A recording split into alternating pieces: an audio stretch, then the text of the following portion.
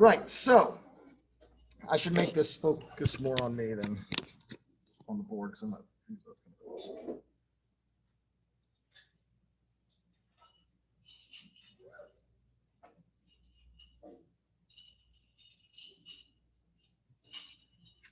All right, we'll act as if this is right. So I quite literally have the exam pulled up here on the magic machine. So I'm looking at it. So first, a couple of announcements. I started grading blog post number 2. As a group, they are exponentially better than blog post 1. So good job. There are still a couple people that seem confused that you need to have like logical consistency, scope, parsimony, empirical validity, testability, and policy implications all addressed in the blog post. So please, for blog post number 3, if you didn't do that for blog post number 2, do that. So the exam is all multiple choice true false on Canvas, and it covers chapters 1 through 5. We talked about control theories, but those are actually on the final exam, not on the midterm, so don't worry about studying control theories for this exam. Just focus on chapters 1 through 5. Chapter 1 obviously goes through how to evaluate a theory. So if you are someone who still hasn't evaluated a theory properly in your blog posts, please review that chapter heavily. And so there might be questions like, for example, the blank of a theory suggests that the theory accounts for all types of criminal behavior. That might be a question that I just read off of the internet because it's on your exam, right? What's the answer to that question, by the way? The scope of a theory, yes, like the mouthwash. So you'll have questions like that. Now, not all questions are going to be straightforward like that. That's basically a definition question. The reason why it's important to study, and several of my colleagues have told me this, and so I'm telling you this because I care about all of you and want you all to do well.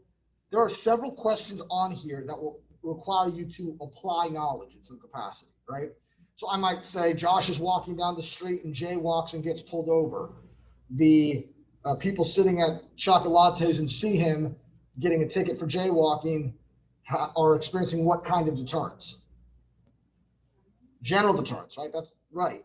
And so, but you have to actually be able to apply the knowledge to those situations. So several of my colleagues have told me that they have given exams online and that the grades are exponentially lower than they usually are because I think students think they can just look up all the answers, right?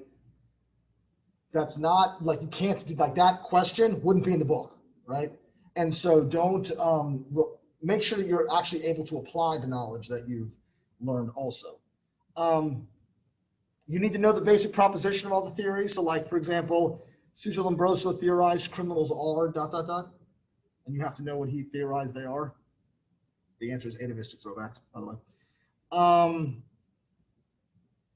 If theories have assumptions, for example, deterrence theory assumes things.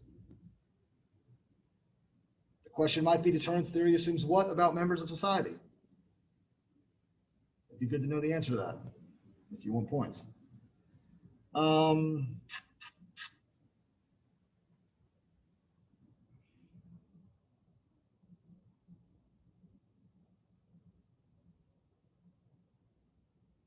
Also, don't only study the stuff we talked about in class, right? You guys are supposed to watch the full lectures. You know, I skipped ahead stuff and said, watch that online or learn that online.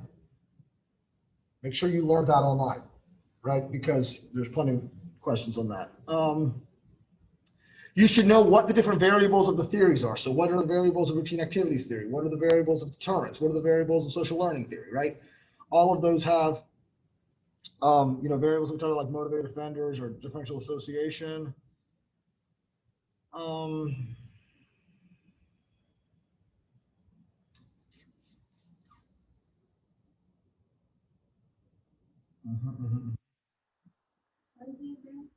It is this weekend. I don't know who they just asked me that. But it's this weekend at some point. It'll be open from Friday to Sunday.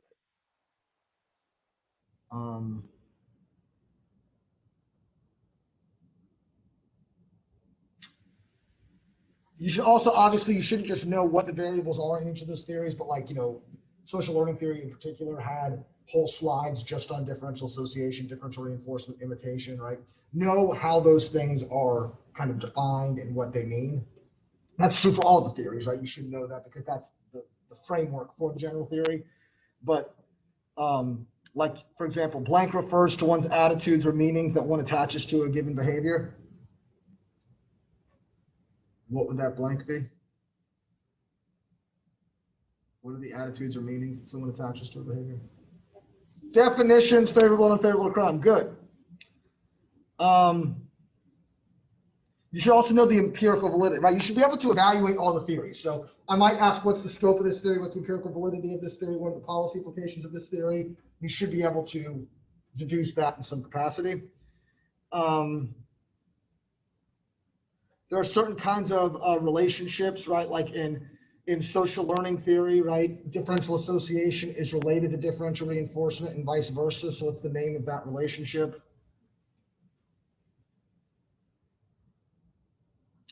Also, as a tip, one of the psychological theories in that chapter, and only one, doesn't suffer from tautological reasoning. It'd be a good idea to know which one that is. And guys, that's the exam. Apparently when I made this exam like a year ago, I was really nice and only made it 25 questions, not 50 questions. It's still worth 100 points, but it's only 25 questions. You have an hour to do it. Does that sound right?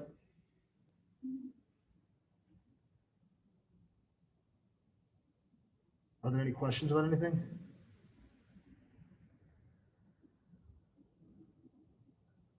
Is there anything you guys want me to cover that you feel you don't have a firm grasp on? We didn't really talk about psychological theories in class at all because we ran out of time. Are there anything in psychological theories that you are concerned about?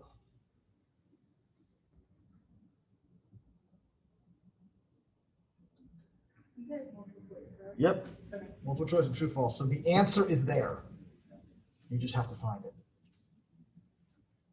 And you got 4 options, maybe 5. I think it's mostly 4 though. How many of the questions involve us having the name or like regarding? Exactly 0 of them.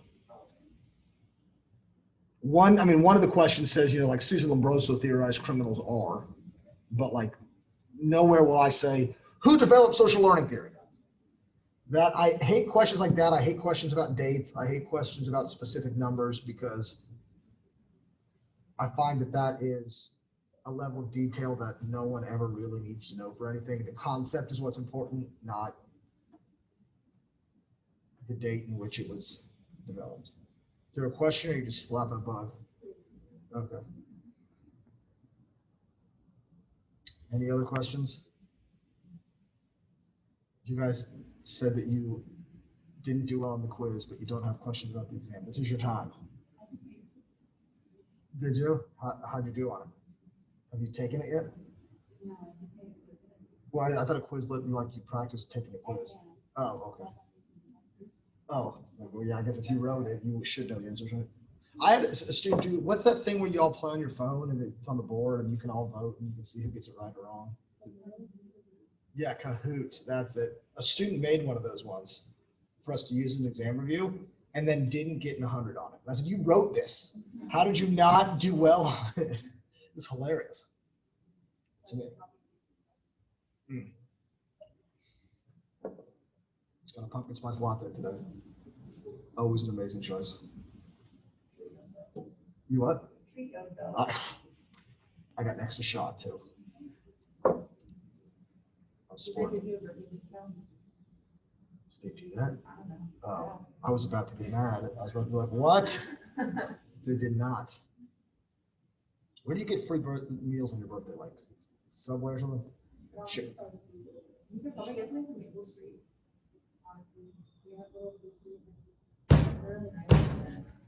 I almost cussed on the camera. Maple Street. Okay, we're getting distracted because we're on camera. Any other questions? Any concerns? Do you guys feel the need to randomly burst into song for my birthday? All right. I'm gonna stop the video now.